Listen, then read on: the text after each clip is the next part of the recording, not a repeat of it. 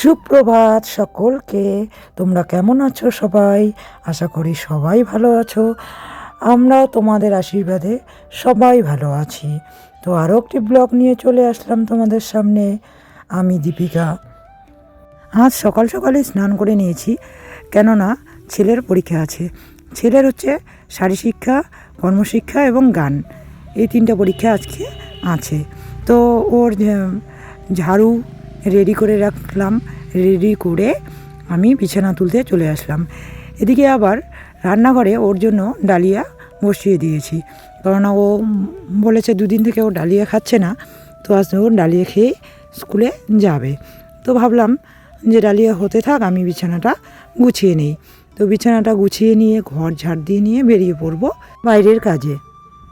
তো ঘর ঝাড় দিতে দিতে তোমাদের সঙ্গে একটা কথা শেয়ার করি। জানি না কথাটা শেয়ার করা ঠিক হবে কি হবে না, বুঝতেও পারছি না।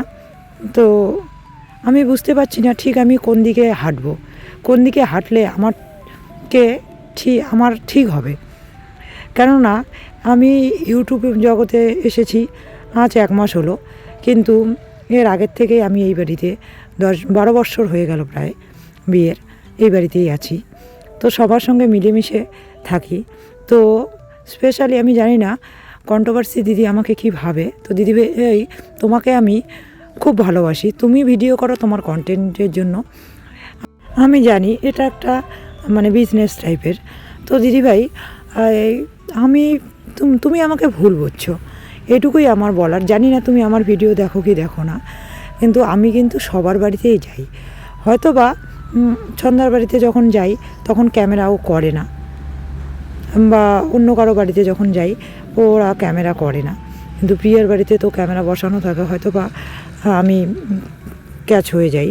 তো দিদিভাই বিশ্বাস করো, তুমি তোমার দিক থেকে ঠিক, কিন্তু আমার ব্যাপারে যে তুমি ভেবেছো সেটা সত্যিই খুব ভুল। আমি টোটালি মানুষটা অন্যরকম, একটু আনন্দ, সবার সঙ্গে মিলেমিশে থাকতে ভালোবাসি। যাই হোক, কথাটা বলা ঠিক হলো নাকি জানি না, পারলে আমাকে ক্ষমা করে দিও। আর কি বলো তো, আমি আমার লাইফ নিয়ে খুব ব্যস্ত, আর সত্যি আমি খুব ব্যথা পেয়েছি জীবনে। ব্যথা পেতে পেতে আমি আজকে এই জায়গায়। এই জন্য না আমি কোনো কিছু হারাতে চাই না, সব কিছুকে আঁকড়ে ধরে বাঁচতে চাই। আমি অনেক পদে পদে আমি ব্যথা পেয়েছি, যার জন্য আমি একটা জরাজীর্ণ অবস্থা আমার। তো তাই আমি চাই না যে আমার সম্পর্কগুলো খারাপ হয়ে যাক, বা আমি কাউকে হারিয়ে ফেলি। যদিও বা সম্পর্কগুলো এতটা ঠুনকো নয়, তবুও কেন জানি কোথায় একটু ভয় হয়। তো যাই হোক, কথাটাকে তুমি সেভাবেই নিও, এটা আমার অনুরোধ। তো দেখো, মোটামুটি আমার ঘর ঝাড় দেওয়া শেষ হয়ে গেল। আমি কিন্তু ঘর ঝাড় দেওয়ার ফাঁকে ফাঁকেও আবার গিয়ে ডালিয়াটা দেখে আসছিলাম। তো ক্যামেরাটা এখানেই লাগানো আছে, আর ক্যামেরাটাকে রান্নাঘরে নিয়ে যাইনি। মধ্যবিত্ত ফ্যামিলিতে বিলং করি, তো তার জন্য একদিক থেকে আর্থিক সংকট, একদিক থেকে কি বলবো, সব দিক থেকে একটা জরাজীর্ণ পরিস্থিতি। তো তারপরে আবার যদি কোনো ঝামেলা চলে আসে, এই জন্যে না ভিতরটা একটা ভয় কাজ করে। তো যাই হোক, মোটামুটি ঝাড় দেওয়া শেষ হয়ে গেল, ডালিয়াটাও আমার হয়ে গেছে, আমি নামিয়ে রেখে আসলাম। আর ছেলেকে খাইয়ে এখন আমি স্কুলে পাঠিয়ে দেব। কি পরীক্ষা বলো তো আজকে? শিক্ষা, তারপরে ঝাড়ুর পরীক্ষা, তারপরে ঝাড়ুর পরীক্ষা না, তুমি কি বলে কর্মশিক্ষা পরীক্ষা, আর গান। ভালো করে মন দিয়ে পরীক্ষা দিবে, ঠিক আছে? বলবো তো দেখো বন্ধুরা, আজকে ওর 11টায় পরীক্ষা, আজকে লাস্ট পরীক্ষা এটা। তো সব কিছু রেডি, ও যাবে আজকে। আমি যাবো না, ওর বাবা যাবে, পরে নিচে আমি আনতে যাবো। এই যে ঝাড়ু বানাইছে,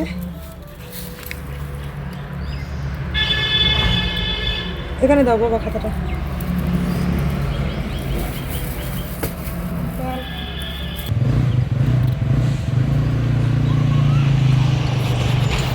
টাটা করে দাও।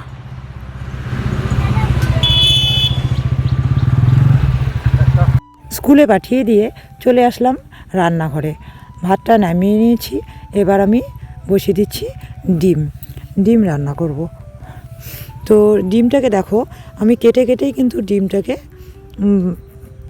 বসিয়ে দিচ্ছি, কেননা ডিমটাকে কেটে কেটে না দিলে না লবণটা ভালোভাবে ঢোকে না, তখন আর খেতে ভালো লাগে না। এমনিতেই সিদ্ধ ডিমের সবজিটা একটু আমি কম পছন্দ করি, তো ছেলের জন্যই করতে হয়, ছেলে খুব ভালোবাসে। এই জন্যে ডিমের অনেক রকম রেসিপি আমি তৈরি করতে পারি, যেরকম ডিম আমলেট করে করি, আবার ডিম টিফিন বাটিতে ভেঙে দিয়ে পনিরের মতো করে ওটাও আমি করি। তো অবশ্যই তোমাদের সঙ্গে একদিন শেয়ার করব। তো আজকে এরকম করেই রান্নাটা করছি।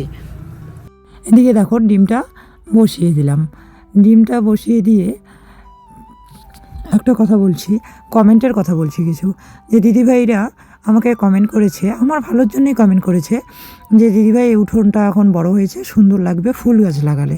তো অবশ্যই দিদিভাই লাগাবো, সময় করে উঠতে পারছি না। এই যে আজকে এই ছেলের লাস্ট একটা পরীক্ষা ছিল, এটাও হয়ে গেল।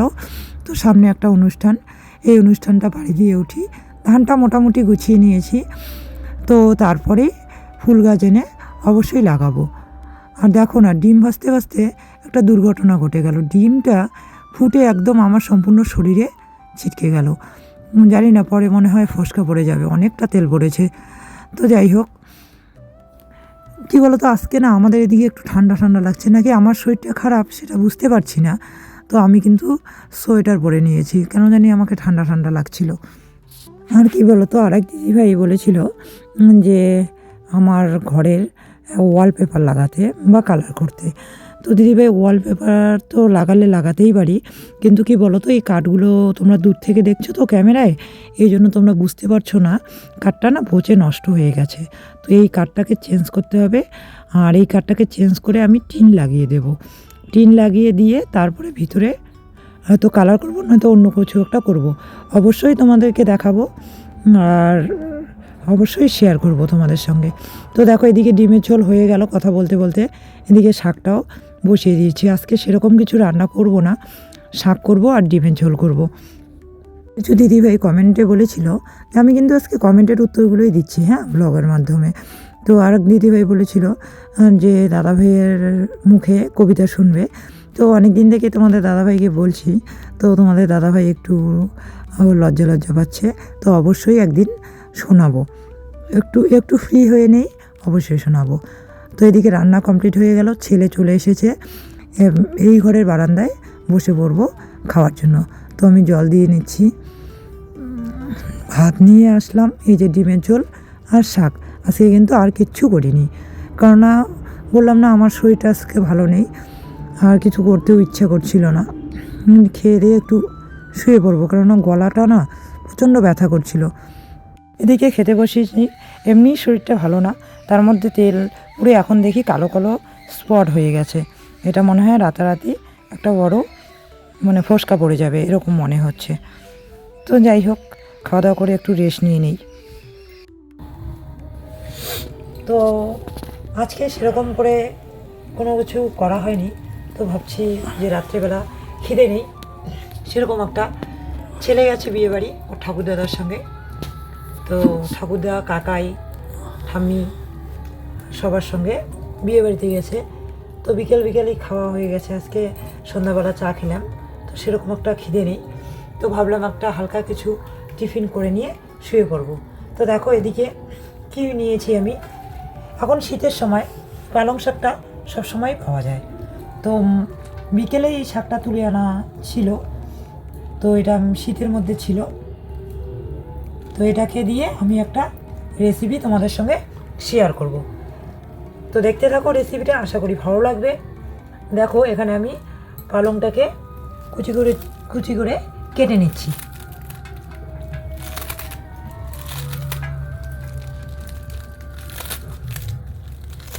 এটা কিন্তু আগের থেকে আমি ধুয়ে এনেছি পাতাগুলো। এটা অনেকভাবে করা যায়, কিন্তু আমি আজকে এটাকে কুচি করে কেটেই করব। যেখানে কুচি করে পালং পাতাটাকে আমি কেটে নিলাম। শীতের সময় এই শাকগুলো সবসময় অ্যাভেলেবেল পাওয়া যায়, এই জন্য শীতের সময় এই খাবারগুলো চটজলদি বানিয়ে নেওয়া যায়, হাতের পাশেই থাকে। এখানে আমি একটু ফ্লেভারের জন্য হালকা ধনেপাতা দিয়ে দিচ্ছি, ধনেপাতা না দিলেও চলে।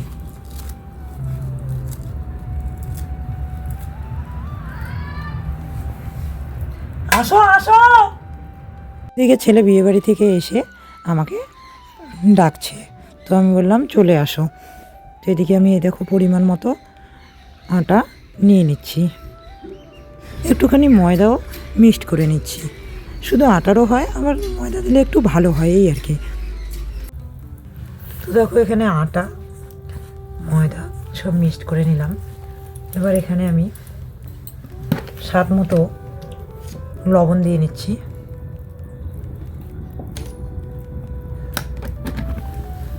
হালকা জিরের গুঁড়ো,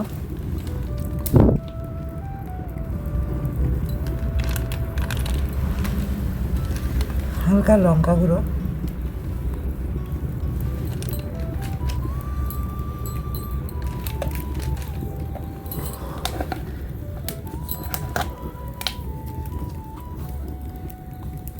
হালকা একটু জোয়ান এখানে আমি ঢুলে দিয়ে দিচ্ছি।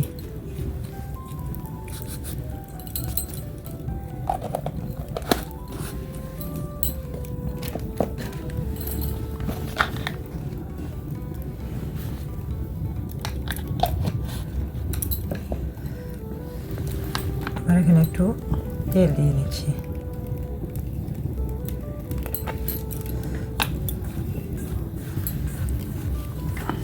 তো ভালো করে মোলায়েম করে নিয়ে তারপরে আমি যে ওখানে পালং পাতাটা রেখেছি কুচি কুচি করে, এটাও এখানে দিয়ে দেব। পালং পাতা কুচি কুচি করে, পেঁয়াজ কেটে রেখেছি, এটাও দিয়ে দেবো এখানে।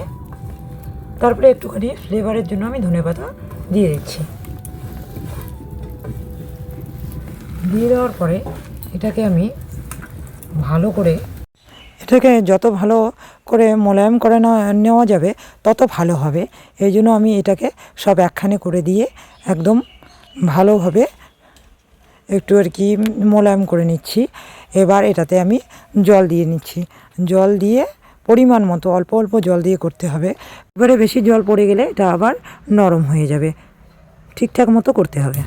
দেখো এটা কিন্তু একদম রেডি, একদম দেখো কি সফট হয়েছে। এটা এবার তেল দিয়ে বেলে নেব। তোমরা এটাকে তেল দিয়েও বেলতে পারো, একটুখানি তেল লাগিয়ে নিলাম তাহলে সুবিধা হবে, উঠে আসবে। আবার আটা দিয়ে আমি বেলে নিচ্ছি, কোনো অসুবিধা নেই। যে যেটা দিয়ে সুবিধা মনে হবে সেভাবেই করবে। তো এটাকে আমি আজকে মানে 3 কোনা করব, এই জন্য দেখো আমি ভাঁজ করে নিচ্ছি। ভাঁজ করে নিয়ে একটুখানি করে বেলে নিব, তাহলে দেখতে একটু সুন্দর লাগবে। পরপর অনেক কটা বেলে নিব, বেলে নিয়ে তারপর একবারে ভেজে নেব। আবার অনেকগুলো একসঙ্গে বেলে নিলে আবার ওটা ইসে হয়ে যাবে, মানে 4-5টা করে বেলে নিচ্ছি আর কি। তো এদিকে দেখো আমি গ্যাসটা জ্বালিয়ে দিলাম, আর এদিকে কড়াইয়ের মধ্যে তেলটাও দিয়ে দিলাম। তেলটা মোটামুটি হিট হয়ে গেলেই আমি এটা বসিয়ে দেব। তোমরা অবশ্যই ট্রাই করে দেখো যে সব সময়ে কোনো আত্মীয় যদি আসে বাড়িতে, তো বাজার বন্ধ এরকম একটা পরিস্থিতি, তখন হুট করে একটা টিফিন বানিয়ে দেওয়ার মতো এটা কিন্তু একটা দারুণ রেসিপি। তো দেখো এখানে পরোটাটা আমি তেলের মধ্যে ছেড়ে দিলাম, ছেড়ে দিলে মোটামুটি এই দিকটা হয়ে গেলে ওই দিকটা আমি উল্টে দেব। তোমরা কিন্তু এটাকে গোল করেও বানাতে পারো, তো আমি একটু স্টাইল করে আর কি এরকম করে বানালাম। স্টাইল বলতে কি, এই জিনিসটা ছোটোবেলায় রুটির বানিয়ে দিত মা ওরা আমাদের টিফিনের জন্য। মানে মা ওরা তো গোল সাদা রুটি করতো, তার ভিতরে চিনি ঢুকিয়ে দিয়ে বানিয়ে দিত। দেখো এই এরকম হালকা লাল হয়ে গেছে, তো এখন এটাকে নামিয়ে নেব। কি সুন্দর দেখো পরোটাগুলো হয়ে গেছে। এদিকে আমি আর একটা দিয়ে দিচ্ছি, একদম ভাসা তেলেও করতে পারো, ভাসা তেলে দিলে যেরকম ফুলে উঠবে, আবার এমনি হালকা তেলে দিলেও কিন্তু ফুলে উঠবে। মেন হচ্ছে কি বলো তো, মাখাটা ঠিকঠাক যদি মাখাটা হয় তাহলে অবশ্যই ফুলে উঠবে, সুন্দর হবে। জানি না আমাকে তোমাদের কতটা ভালো লাগে, কিন্তু আমি কিন্তু তোমাদেরকে নিজের ভাবি, এই জন্যই রেসিপিগুলো তোমার কাছে শেয়ার করি। তো দেখো বন্ধুরা, আমি রেসিপিটা একদম রেডি করে ঘরে নিয়ে আসলাম তোমাদের দাদা ভাইয়ের জন্য।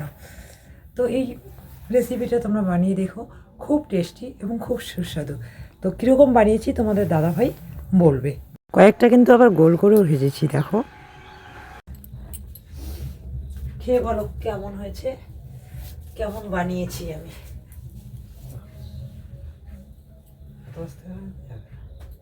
তো তোমাদের দাদাভাই খাচ্ছে আর বলছে দারুণ হয়েছে। তুমি বলছিলে যে তোমার শরীর ভালো না, আবার হঠাৎ করে এগুলো বানালে একা একাই।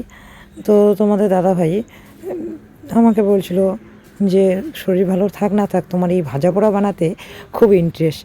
তো হ্যাঁ, সত্যি আমি এগুলো বানাতেও ভালোবাসি, খেতেও ভালোবাসি। বলো আজকে রেসিপিটা কীরকম হয়েছে? খুব সুন্দর। অ্যাকচুয়ালি তোমাদের দিদিভাই এই ভাজা জাতীয় জিনিসটা খুব একটু পছন্দ করে। তো মাঝে মাঝে ইউটিউব দেখে বিভিন্ন ধরনের মানে রেসিপি তৈরি করতে ভালোবাসে, আর আমাকে খাওয়াতেও ভালোবাসে। এর থেকেও কোনো কিছু মানে ভালো কিছু মানে বানিয়ে খাওয়ায়। তো সত্যিই আমি মানে আমাকে খুব ভালো লাগছে যে এরকম রেসিপি মাঝে মাঝে মানে আমি খেতে পারি অন্তত। যাই হোক, আমরা খেয়ে নেই, তোমরাও মানে বানিয়ে দেখবে, খুব ভালো লাগবে। ধন্যবাদ। তো আমরা খেতে থাকি। আজকের যে রেসিপিটা আমি বানিয়েছিলাম সেটা হচ্ছে পালং পরোটা। তো তোমরাও বানিয়ে দেখবে, খুব সুস্বাদু। আর শীতের দিনে সাধারণত এটা বেশি বানানো হয় বা খাওয়া হয়। তো যাই হোক, ব্লগটা আর বাড়াচ্ছি না, আজকের ব্লগটা এই পর্যন্তই। তোমরা ভালো থেকো, সুস্থ থেকো, আর কালকে আরও একটি সুন্দর ব্লগ নিয়ে চলে আসবো তোমাদের সামনে। আশা করি ব্লগটা ভালো লাগবে। ততক্ষণ পর্যন্ত সুস্থ থেকো, শুভরাত্রি।